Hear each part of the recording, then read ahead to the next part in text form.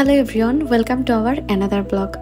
আজকে আমাদের বাসায় 2টা পার্সেল আসলো কুরিয়ার থেকে। আমার শাশুড়ি মা খুলনা থেকে আমাদের জন্য তার নিজের হাতে লাগানো গাছের আম পাঠিয়েছে। আমার শ্বশুরবাড়িতে আম গাছ 2টা কি 3টার মতো, আর সেখানে প্রতি বছর বেশ ভালোই আম হয়।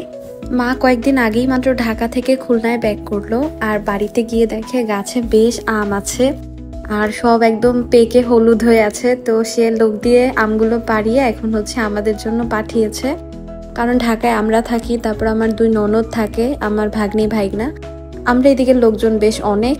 তো যার জন্য মা পুরো 2টা ঝুড়ি ভর্তি করে আজকে আম পাঠিয়েছে।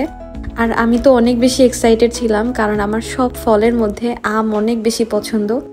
আমি ভাত না খেয়েও আম খেয়ে থাকতে পারি সারাদিন। তো বুঝতেই পারছেন আম আমার কতটা পছন্দ।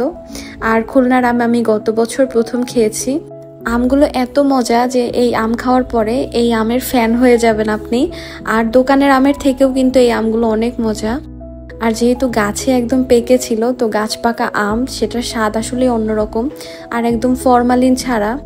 তো ঢাকায় আসলে এরকম ফরমালিন ছাড়া ফ্রেশ ফল তো এখন পাওয়াই যায় না। আজকাল যাই কিনি ঢাকায় সবই ফরমালিন দেয়া।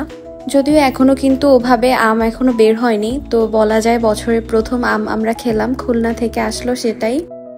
তো এখানে আমি দেখছিলাম যে কত আম, একদম ঝুড়ি ভরা আম, আর আমি বারবার বলছিলাম যে এগুলো আমরা কতদিন বসে খাবো।